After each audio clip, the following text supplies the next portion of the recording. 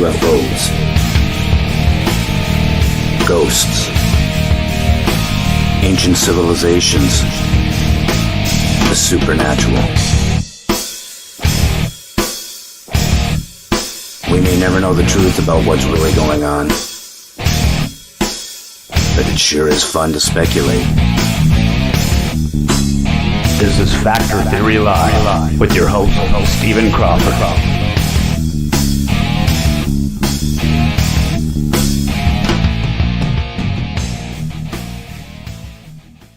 Tune us into the vortex.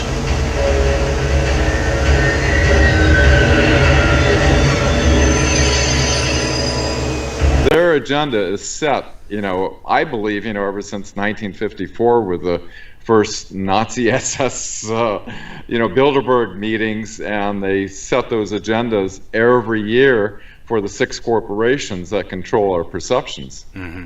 Well, even through movies and music, they all own the entertainment industry, and I would be referring to the Zionists and some of the people who have also become like your Rockefellers and Rothschilds. It's funny to me that nobody that was voting for these people realized these guys are billionaires. They own all kinds of businesses. Maybe we shouldn't have them. Of course, you want a businessman running a company, and we know that's what America is. It became a corporation, unfortunately, and it's just I don't know, man. It boggles my mind, the things that a lot of people will just let slip by. They don't think twice about it. They don't go, hey, wait a minute, now that doesn't sound right. They just go, well, on to the next one. What time's the hockey game start? And well, there's something that's going to break out very soon. Now, apparently in Canada, I'm hearing they're getting ready to shut down the beer and liquor stores. We have to go to a beer and a liquor store to get alcohol. We can't just go to a grocery store or a corner store. When that happens, you're looking at a riot here in Canada. You're going to have guys running around the streets with hockey sticks, pulling each other's jerseys over their heads and just pounding on each other. Where's your beer? Give me your beer. And it's going to be a fun situation. Do you guys see an end in sight to any of this? People have been living this kind of illusory life that, we don't know if there's life out there, and the Earth is the only known place on the planet that, only known place in the universe that we know for certainty has life, which is a bunch of nonsense. But people put their head in the sands, and the scientific community kind of say, where's the evidence? And the media ignore all the evidence, and so that's the way we've been living for the last 70 years. Well, now I think with this coronavirus, that kind of matrix, that the power of the matrix has been shaken to its core.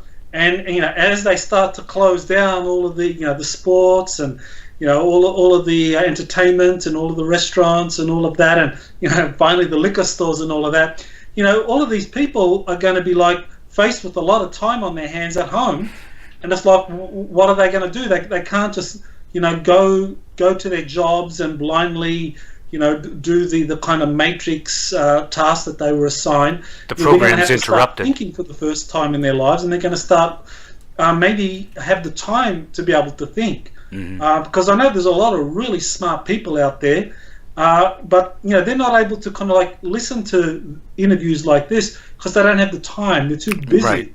Now they're confined at home, and now they finally have time to listen to this kind of material. And I think this is going to be where you actually have an awakening. So I think the coronavirus is a very gentle way, ultimately, of waking up a planet. I mean, you could wake up a planet, we're talking in terms of how does the collective consciousness wake up a planet? It could be through a world war. It could be through a cataclysm like a solar flare impacting the planet. It could be some kind of invasion, alien invasion. Right. Or an earth changes, but we're going through this mechanism of a global pandemic, which basically forces people to go home to spend time with their families, with their children, get to look at all of this material that they've been ignoring, haven't been able to access because of. So I think in a way, this is something that we collectively, we're going to make a lot of lemonade out of this coronavirus lemon. We certainly can. It's just a matter of people actually go for it. Dan, you got something to add? Oh, yeah, well, it definitely beats nuking Honolulu and going into full-on war. Speaking of waking people up, it's interesting on your site exopolitics.org. The whole idea, I've been fascinated with the patents that the Navy's been releasing on fusion reacting and electrogravitics and all these super advanced technology, and all of a sudden I've got the insight that yes, the Chinese have been conducting espionage and grabbed a lot of this technology, and what a clever approach to patent it in the U.S. so that it actually fulfills two things. One, it protects the patents for our government, and at the same time, it helps awaken the public that these type of technologies are something possible. Mm-hmm. Yeah, those Navy patents are really important. I mean, those are things that people have started to pay a lot of attention to. There's a series of 5 patents that have come out through this inventor, Salvador Payés, and they've all been released. They've all been assigned to the Secretary of the Navy. Right. And they deal with all sorts of things like a hybrid aerospace underwater craft, a high-energy electromagnetic field generator, a room temperature conductor, superconductor, room temperature superconductor. So these are some of the patents that Payés has been releasing. One that really has gotten a lot of attention is his idea of a portable nuclear fusion reactor that can generate 1 terawatt of power. And we're talking about a portable kind of device that's maybe a little bit larger than a basketball. That a device like this can be scaled up to be fully portable and to generate 1 terawatt. And when we compare that, the world's largest nuclear reactor is in Japan, and that generates a total. It's like 7 nuclear fission reactors, and that generates a combined output of 8 gigawatts. Well, 1 terawatt is 1,000 gigawatts. And this is a lot of power. Device. Yeah. So, this will revolutionize the planet. Right. And this is a total change of policy, because for 10 years I've been meeting with scientists and inventors. Many of them received, because of a secret system within the patent office called Sensitive Application Warning System. Anybody that has anti-gravity, free energy, room temperature, all the things that they're releasing out now, they get automatically issued one of these national security orders, which means they cannot share it with the rest of the world. This is a totally indication that the policy has shifted, or the powers that be are guiding it in that direction versus the other direction of complete suppression. Exactly. Yeah, and I think that's a very important point. Like the secrecy orders that have been issued against, like the total at the moment is about 5,800 secrecy orders have been issued against all of these patents dealing with alternative energy, dealing with kind of new health modalities. And these secrecy orders are issued every year. And basically it keeps all of these patents out of the public arena. And so then you look at all of the classified technologies that companies like Lockheed, Northrop Grumman, General Dynamics, and so forth have been developing for the secret space programs. All of these are highly classified, and Ben Rich said that it would take an act of God to declassify these technologies. So on the one hand, you have the problem of trying to declassify all of these advanced technologies. On the other hand, you've got all of the different national security groups issuing these secrecy orders against these new inventions. So basically, how do you break that? And I think this is how the Navy has decided to break it. They get one of their inventors, because he's a paid employee. Salvador Payés is a full-time employee of the U.S. Navy. He worked for the Naval Air War Center, Aircraft Division, and he basically was, I think, tasked to put out these patents that were marked for publication, because when you actually apply for a patent, you have an option there to not publish. So that if you have some very sensitive technology that you don't want your potential competitors kind of like ripping off, you tick off not publish. So that way the patent gets issued and you're protected, but your potential competitors aren't able to rip it off like the Chinese. Exactly. But in the patents, all 5 of these really innovative applications all were marked.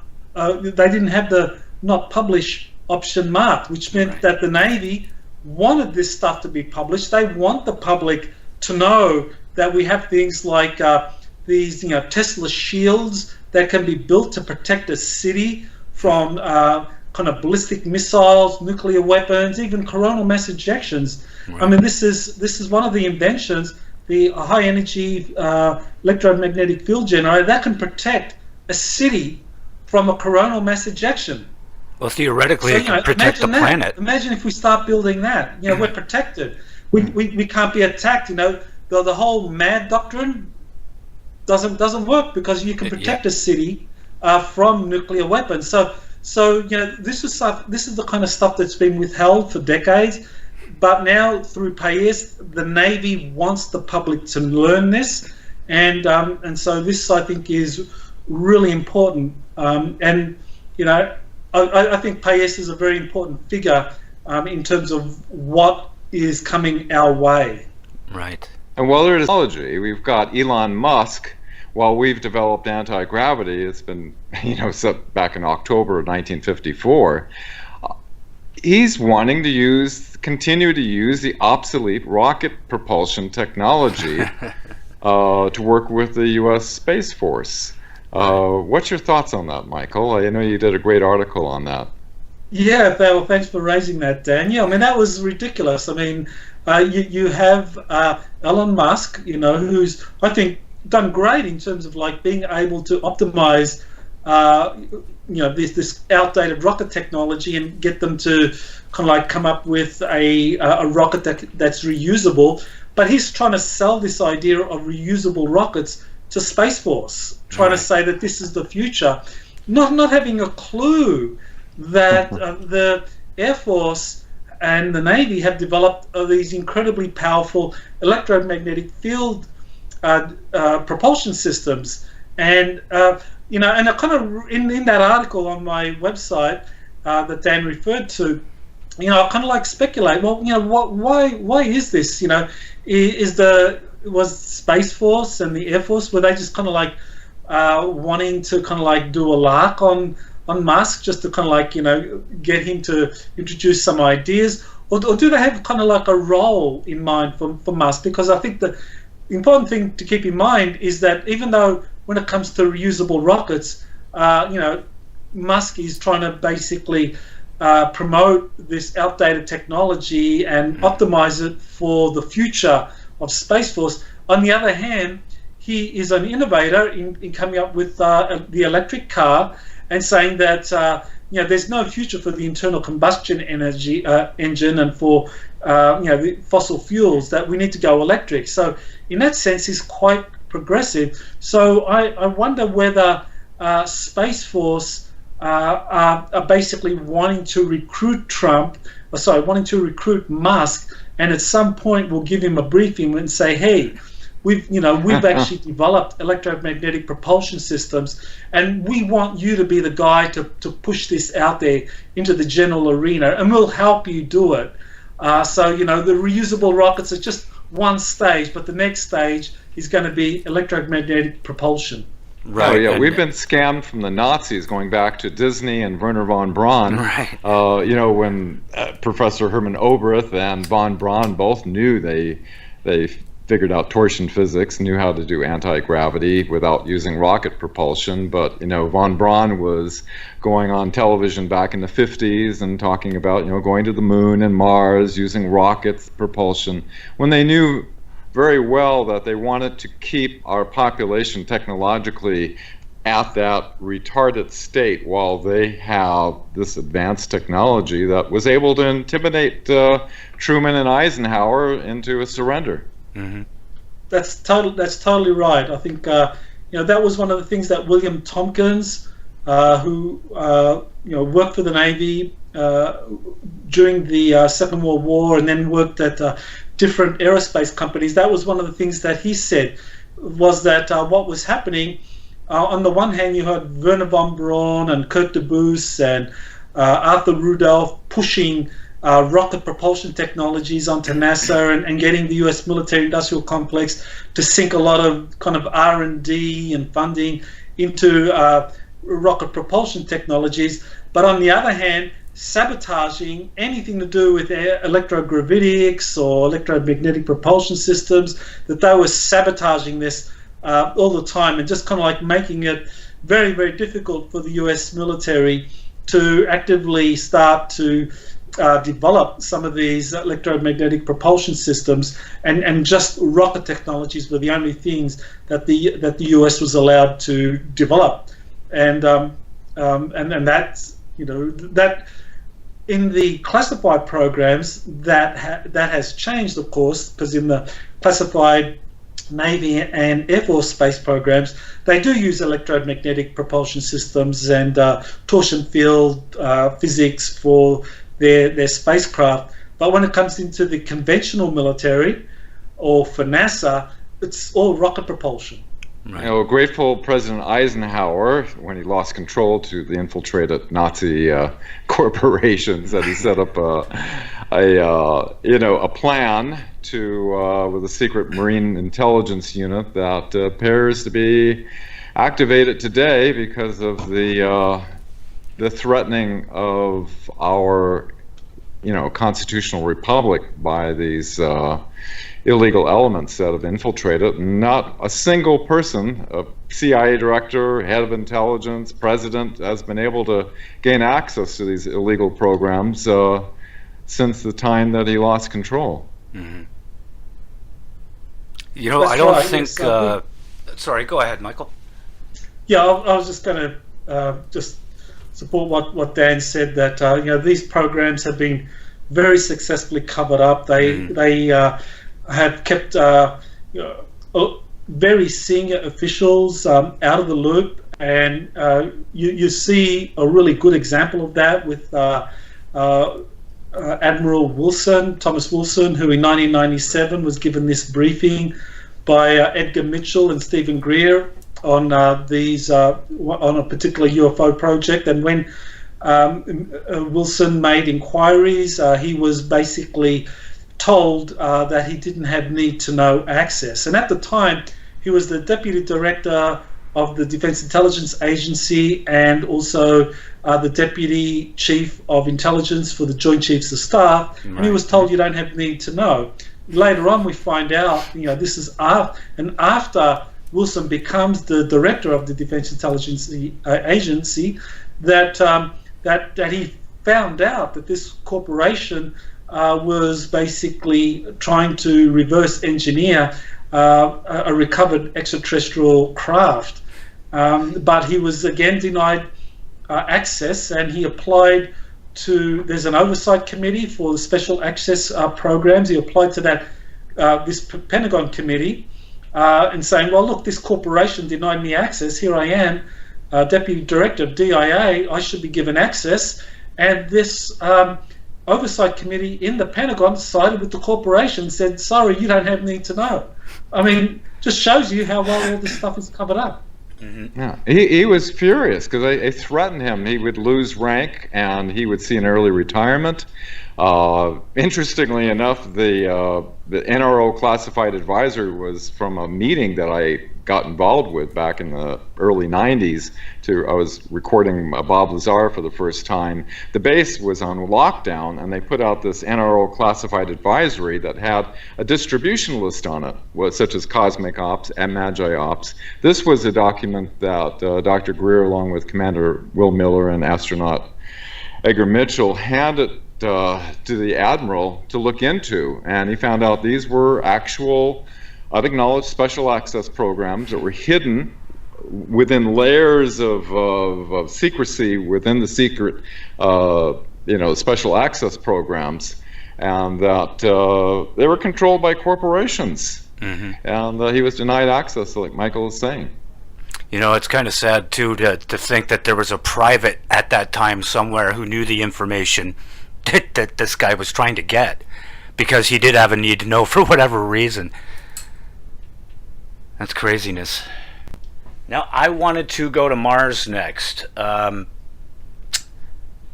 been a proponent of the idea for probably since, we're going back at least 40 years now, that we came here, at least some of us, originally from Mars, that there was some kind of catastrophe, something had happened. I want to even expand on that a little more. A lot of people are worried about Nibiru. I suggest that what if Nibiru is the planet that was destroyed, and that's where we've got our asteroid belt from, so people can take a chill pill and not worry about this Nibiru coming in and smashing into the Earth. But either way, people from that planet even may have migrated to Earth at the same time. So I'm thinking maybe it's Anunnaki as well as Martians wound up coming down here and settling either in the Middle East or at what is now Antarctica, or both for that matter. Do you guys have any theories on that stuff? Sure, I can add some information about that. I mean, Nibiru, that's a bit of a challenging one, because I think that what probably did exist was a super Earth between the orbit of Mars and Jupiter, and people call it, give it different names. Some call it Maldek, some call it Lucifer, mm-hmm. some call it Tiamat. Right. But there was this super Earth, and I think Thomas Van Flandern, he was an astronomer at the Naval Observatory, and he wrote some papers basically proposing this, coming up with this exploded planet hypothesis. And I think that really does support the idea that we did have at some point a super Earth there where the asteroid belt is now, and that at some point, whether it was 1 million years ago, we don't know exactly when, it was destroyed in some kind of cataclysmic event, and that he proposed that Mars was actually a moon of that super Earth, and was pushed into its present orbit. And if you look at the geology of Mars, like half of Mars has a different geology. Like the crust is thicker than the other half, which suggests that it was at some point subjected to some kind of enormous planetary bombardment that covered one side of Mars completely and obliterated the civilization that was on Mars at that time. And that's where we get into the whole idea of refugees from Mars, from this super Earth, coming to the Earth. We do know that the CIA did actually recruit one of their top remote viewers, that was Joseph McMoneagle, mm-hmm. to remote view Mars up to 1 million years ago, and he saw the Martians in the last days, as their civilization was crumbling because of some planet-wide catastrophe. He saw the Martians kind of like evacuating, either trying to find safe refuge inside the interior of Mars, or actually getting on board these arcs. He described them as kind of like metallic planetary arcs, and going to some new world or some place of refuge. So that's when you actually had the refugees from Mars coming to Earth, many thousands of years ago. So I think that's probably closer to the truth. I'm not convinced about Nibiru actually existing the way Zecharia Sitchin described it in his books. Mm-hmm. I know, according to Corey Good and David Wilcock, they say that Sitchin was basically fed disinformation, that he was a deep state asset, and his job was to release part of the truth, but not all of the truth. So I think that he may in fact have been revealing part of the truth that there was this kind of like colonization from Tiamat, but that, you know, rather than Tiamat being destroyed by Nibiru, Tiamat was destroyed by some kind of catastrophic war involving the inhabitants of Mars and the inhabitants of, you know, Marduk or Tiamat. And that would also go to like back to the Indian works and the Vedas and all of that as well, right? They actually what they saw was a battle. These aren't just myths that they wrote down, because these things were drawn and written about millennia ago, and they all involved weapons and ships in the sky. Now, wasn't it also found that Mars has something like, was it a 24.9 hour day, and that our body clocks, or at least a bunch of us, are programmed the same way? I'm pretty sure it was Ancient Aliens. I saw that on one of the episodes you were on. But was there someone who did make a discovery, something like that? I have heard that. I don't know any information about that. Maybe Dan, you've heard that? Had you heard that at all, Dan? No. But it is interesting about, you know, being fooled over the period of time with, you know, I was just thinking about, you know, all the different incidences that happened in the 50s with the Space Brothers and all the occupants speaking in High German, or, you know, you have, you know, one thing was interesting was Billy Myers, who I handled the metal samples when I was working with Dr. Marcel Vogel in the laboratory, analyzing to see if it was of this planet or not, which we couldn't determine that it was from this planet. And William Tompkins, both, you know, Billy Myers talking about Simjazi looking exactly like Maria Orsic, and Tompkins' Jessica, the secretary that was feeding him, the Nordic secretary that's feeding him some of these designs and plans, looked exactly like Maria Orsic. And then, you know, you just looking back over the whole thing, you know, and I was looking into George Adamski and going to the Pope and then giving him a medallion and all the different connections with the whole thing. It seemed like a mass charade to fool the population on this planet that that these are extraterrestrial and not Nazi craft from Antarctica. Right. It did seem like there was quite a push to keep it away from the possibility that it could have been these Germans that had discovered this stuff and were down at the other bottom of the world, out of sight from everybody. It makes a lot of sense, doesn't it, that they went down there, they got all of that together so they could start that. They had bigger plans, right? A lot of people were like, well, if they had that stuff, why wouldn't they use it in the war? Well, maybe they had bigger plans, you know. It was a 1952 CIA document. Walter Beetle Smith, who was also attended the Bilderberg meetings, he was a CIA director. You know, he spoke about, you know, talking about this is psychological warfare. You know, so I think the psychological warfare element has been in place on this whole subject, obviously, you know, for quite some time.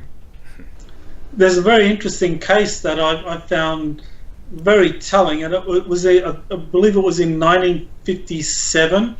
It involved a master sergeant from the U.S. Army who was stationed near Honolulu in one of the Army barracks there, and he was tasked by Army intelligence to do research on UFOs. So he was doing that, and he says that what happened one evening was that he saw a craft land. He was with multiple witnesses. He saw a craft land in the interior of Honolulu. Oh, sorry, the interior of Oahu, and that when the occupants came out of the craft, he could see them at a distance. They were all wearing Nazi SS uniforms, and this was in '57. And so he says he kind of like saw all this, and basically wrote up a detailed report. And he wrote up the report for Army intelligence. It was submitted, and then he says that a couple of Air Force officers came along and interviewed him, you know, debriefed him, took the report that he wrote and buried it, and he was instructed by the army to never talk about it again and reassigned. And you have to wonder about Betty and Barney Hill, you know, where, Barney retracted a statement that on board he saw a, quote, evil-eyed Nazi. Really? See, I hadn't heard that either. Michael? Yeah. Yes, yes, definitely. That was his initial report. Talked about these black uniformed, leather-jacketed people that looked like Nazis. Now, were they reptilian at all? Did he describe whether they looked reptilian or not, or were they greys? No. He described this as a Nazi, as a human. He also described greys, and that's when as Dan mentioned, he retracted his story because it's at the time it just sounded ridiculous. How could Nazis? How could there be space Nazis? Right. So it just sounded ridiculous. So, talking about grey extraterrestrials sounded less ridiculous. So he retracted his story, and I think his wife Betty just talked about greys from the beginning, and most of the attention was on her anyway. Especially because of that keeps star its map. own best secrecy because it's so far fetched from what we have been. We've been fed science fiction all of our lives, and even the imagination of science fiction fantasy is pale, or compared to the reality. Yeah, it's insanity. Well, I asked if it was reptilian because there's this Star Trek show, Star Trek Enterprise, and part of the plot for one of the seasons is they get stuck back in time during World War II, and the Nazis are being helped by I Michael saw that did a good episode. I think that's actually very accurate. I did a show about that there episode. There has been these kind of like that the Nazis were being helped by these reptilian-looking extraterrestrials, and they were building a Hadron Collider. That's precisely what William Tompkins described. He described how from 41 to 45 he was part of this intelligence program out of Naval Air Station San Diego, where they had these spies embedded within German corporations, and they found out that the Germans were being helped by this group of reptilian extraterrestrials who were helping them basically understand and then reverse engineer all of this advanced flying saucer technology. So it's absolutely correct that yes, the Nazis were helped by reptilians, and that's how they got so far ahead. But on the other hand, there's always a balancing factor at play, and that balancing factor was that the Allies were being helped by the human-looking or Nordic extraterrestrials at the same time, and Tompkins does say throughout the 50s and 60s the Nordics were helping the Navy develop their secret space program. But weren't we just saying that they were actually the Germans, though, the Nordic-looking ones? So was it the Germans being helped by reptilians, and then the Germans pretending to be Nordics and pretending to help us? Well, there's a bit of history there. The Nordics initially the Nordics helped the Germans, right? Because Maria Orsich was a very philosophical, spiritual, Pacific person. She didn't want anything to do with the war effort. She absolutely hated Himmler and his efforts to kind of like weaponize all of the kind of flying saucer technologies and information that she'd gotten from her communications. And it's important to keep in mind that when Maria Orsich began in the early 1920s and began to be helped, that Germany was actually the most progressive democratic place on the planet. The Weimar Republic was very progressive and very democratic. So it made sense that the Nordics thought, because every other nation was controlled by all of these power groups. But in the 1920s, Germany, because of the defeat, was in this unique position where no one really had absolute control. So there was a lot of freedom, a lot of democracy. And so the Nordics were hoping that Orsich would be able to basically push through this kind of like civilian space program. But she was stopped, as was Nikola Tesla in the US. And in the 30s, of course, Hitler came to power and basically institutionalized everything that Orsich and the Thule Society and the Vril Society were doing. Right. Oh, Stephen, I want to also mention you're talking about Star Trek coming out. It seems the script about the Nazis and the reptilians actually came through Gene Roddenberry, who was working with Leslie Stevens, who was connected with Office of Naval Intelligence, who his father, Admiral Leslie Stevens, was a contemporary with Admiral Rickle Boda, who was, as Michael was saying, was involved with the Navy spy program. And so this stuff, I believe, was trickled down into seeding these concepts into the public, although it would be many years until the full story is coming out like it is today. Mm-hmm.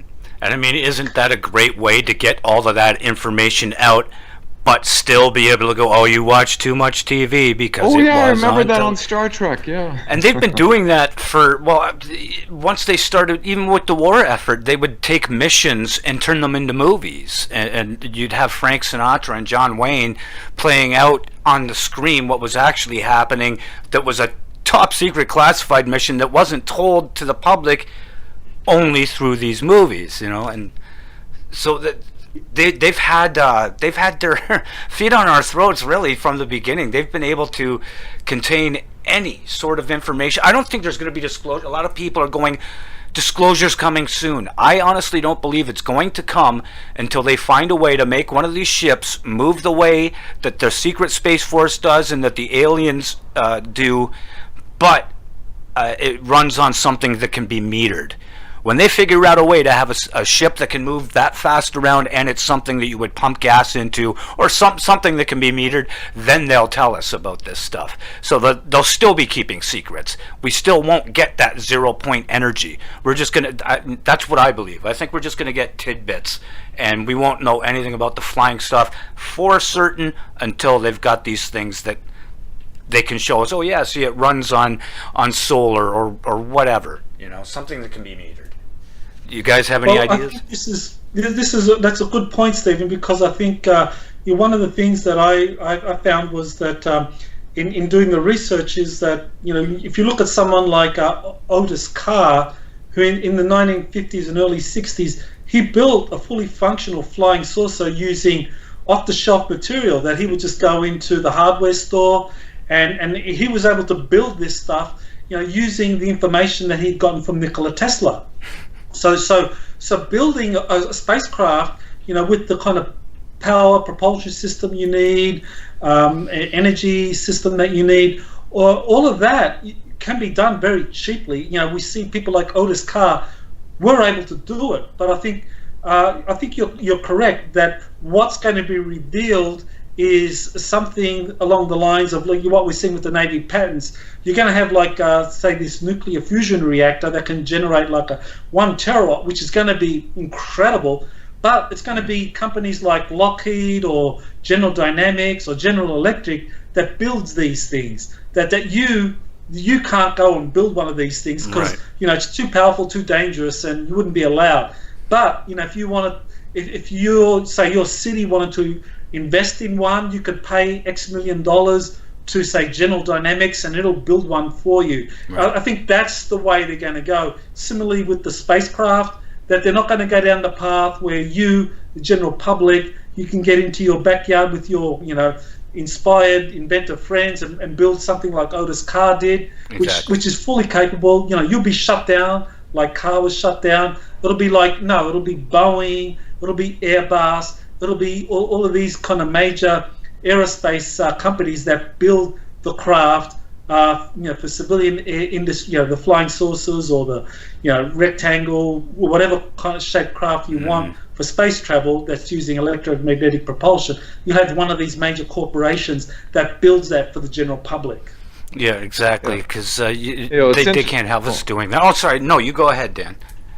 Oh, I was just going to say, Sick and Tesla were both from Croatia, and they were sharing notes. And both the Viral craft and the OTC-1, which Ralph Ring was a pilot in, they used not levers and things like the alien reproduction vehicle, but they actually used consciousness with the intention to fly the craft, versus probably different than the Hannibal, you know, that the Nazis later developed after the Viral series. And they do something like that in the movie Black Panther, the Marvel movie. They have them traveling from Wakanda to the States, and this woman's sitting there in a meditation position, and she's controlling the ship with her mind. So this is not new. It's just, and if they're willing to put it out in public now, you have to know that they've had it for decades, and it's already developed, and they're just saying, oh, here's this new idea we have, we're going to start developing it, while they've been playing with it for 30 or 40 years already. Yeah, well, what Dan said, yeah, that's very important to kind of emphasize that, because I know Ralph Ring actually described Otis Carr's OTC X1, that the navigation and the propulsion system was like this huge crystal that would basically it would be emitting all of these different lights, and it would interact with the pilots, right, so that you would envisage your destination and you're there. Exactly. And I think that's very similar to what Maria Orsic was doing, and that's a very different kind of like type of craft to say what what the Air Force and the Navy have been building, with these major corporations. We have like a lot of these advanced electronics and power systems, very expensive, very difficult to kind of like replicate. Mm-hmm. That's very different to the kind of technologies that Tesla and Otis Carr and Orsic had put together, and that were designed for the public. That this was never something for kind of like military or corporations to get a monopoly on. It was always presented as something that was relevant to the general public, and maybe that's going to be the next great challenge as we move into this disclosure era, where there is this attempt to like say, there are these incredible electromagnetic propulsion systems and spacecraft and power systems using kind of nuclear fusion, but you have to buy it from General Electric or General Dynamics or Lockheed or so forth, rather than like getting together and in our backyard and putting together some kind of like configuration that can interact with our mind that just transports us there almost by teleportation. Well, they can't have us knowing how incredibly cheap this information is in this technology, because how can they charge us $1 trillion for their budget if it's something that only costs $10 million? That they need to justify the amount of money they're spending. And if we build these things on our own in our backyard and we do it for say $1,000 instead of $1 million or $1 billion or $1 trillion, there's your Invention Secrecy Act. Boom, get that stuff in place before they find out how cheap and easy it is to actually do this. And yeah, you're right, that this is all information that really needs to be pushed. A lot of people these days, like this virus thing, like you said, it's going to be a good thing because a lot of people have the time now to watch shows like this and Ancient Aliens and anything that has to do with technology, and be able to see the possibilities and how long these things actually have been in existence. We're not just talking about theory. My show is called Factor Theory Live. The main reason I have the two of you on here is because you delve into theory, but you deal in facts. Dan has his site, webmatrix.org. Is that what it is, Dan? Thewebmatrix.org? Webmatrix.net. .net, sorry. I was thinking org. Salla, I have been following his material, and I did a lot of my own research, but so much of it is a lot of his research work is on the cutting edge on all this. Is exopolitics.org that I highly recommend. Yeah, and you have all your stuff in order. Books. The Secret Space Program on Amazon is it's mandatory reading to wrap your head around all the details. Michael's done an incredible job on putting all this together, researching these people, going to Freedom of Information Act, verifying witnesses. Have high respect for you, Michael. Mm-hmm. Well, a lot of people do. We wouldn't be here if it were not for people like you and Stanton Friedman. We wouldn't be here discussing these things today, I don't think. You guys have helped shine a light on a lot of things that needed to be out there. And of course, just not not just the two of you. There's been all kinds of people, and like Dan said, his site is comprised by a lot of information he's gotten from you, and he's got it all listed in chronological order. So there's a lot of reference points for new people. That's what I was getting at about your site. For people that are new, go to Dan's site, because everything there is in at least as far as anything proven historically that had to do with wars and politics. You've got it there. I'm only sharing notes online. I did it essentially for my own understanding after I saw what happened at the National Press Club, on how the media purposely they did what's called a limited hangout, where they kept the public from aware of these explosive testimonies. I had to, after a media company wanted me an article on media control, I had to start somewhere, and the only way I could wrap my head around is I'm familiar with all the witness testimonies and a lot of documents. I had to put a chronological order in order to see how did we get to where we are today, going back at least to the beginning of the 20th century in the year 1900, which is a good place to start. 1900 was right when Tesla was coming out with stuff, and to present day, and if you look at things chronologically, everything evolves into the next thing, and it gives you a better insight on how this whole thing evolved into what it is. I think Tesla even, and Michael, I wanted to get your opinion on this. Do you think Tesla could have unintentionally been behind that blast in Russia? Oh, yeah, that's very interesting. The Tunguska blast in Russia. I didn't want to say it wrong. I remember doing research on that, and I remember that at that time, during the Tunguska event, the Earth, Mercury, and Venus were in perfect alignment with one another. Okay. And so I think it could well have been some kind of like a coronal blast from the sun, kind of like an electric universe model, where you have like a electrostatic charge coming out from the sun, like a capacitor, how it discharges. So there was some kind of thunderbolt. And so the electric universe guys, they've done great work in describing how this works, where you actually have this coronal discharge, or this kind of electric discharge from suns or from planets when they get into close proximity. And so that was one of the things I did. I looked it up in terms of in NASA website. You have a way in which you can enter in a particular date and see the configuration of the planets. And that was what struck me when I put in the date for the Tunguska event. You see the Sun, Mercury, Venus, and the Earth were in a perfect straight line, and so that immediately brought to mind what the Electric Universe guys were saying, that this was actually an electric discharge that came via the Sun through those planets that hit the Earth at that Tunguska area, and what Tesla was doing was something different. With his, I think he was doing, trying to develop his kind of use standing waves to be able to generate an electric energy supply wherever you are on the planet. Now, given the location of where the blast was, would it be feasible to think that maybe that discharge snuck through an opening at the pole?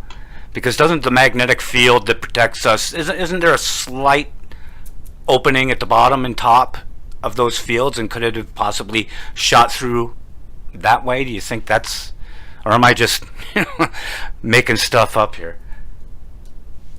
Well, that would make sense, because if you look at the Earth's magnetic field, electric charges would flow into the poles. Right. So of course, Siberia is in the northern hemisphere.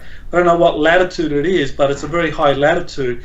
So it makes perfect sense that if there wasn't a huge electric discharge from the sun, and combined with the Mercury and Venus, that this all led to this enormous discharge that kind of like impacted the Earth, that Siberia, because of the way in which the electromagnetic, the magnetic field of the Earth operates, that would be where this strike would happen. Right, and that's why it didn't affect the entire Earth. It was just that small area. So we were actually saved by that. Yeah, at the poles would be the greatest density of magnetic flux density. You know, as you take a magnet, you know, you have your lines of flux going around, and they all combine at the pole. So you have your greatest density at your north and south poles. Is incredible. Just playing with my screen here. The picture of me turned to you, so I got double Dan up there.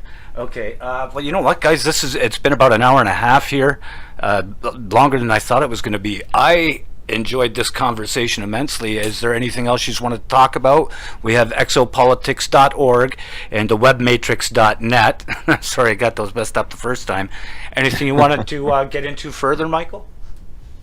Sure. I just wanted to say I have a new book coming out. It's called Rise of the Red Dragon. The origins and threat of China's secret space programs. It comes out on April 20, so next month, and people can order it from my website, or you can go to Amazon and order the ebook edition now. But yeah, April 20 is when it becomes available, and I want to thank you, Steve, for having me on the show, and I'm really glad to be doing this with Dan, because I see us as collaborators on this, and I love working with you because you definitely understand the big picture, and we're able to kind of connect the dots better when we collaborate with others that are familiar with the material. And Exactly. And I do love Dan's chronology of all of this from the very beginning, because I think it really does help people who are really wanting to understand how this all began and how it all evolved. And would be great, and one day you should put that all together into a book. Exactly. I made a promise to myself. I'm not being a witness. I'm not going to make one penny at this ever, in no way, shape, or form. And it just You could donate the money. it's just my own thing. Yeah, so much knowledge, my But friend. thank you, Michael. Thanks a lot, guys. This has been fantastic, and I am Steve Crawford. This is Factor Theory Live with Michael Salla and Dan Willis. You guys have yourselves a great night. Aloha, Michael. Thank you. Aloha. Honored to join all of you. Thank you. Thank you. Have a great night. All right, Dan.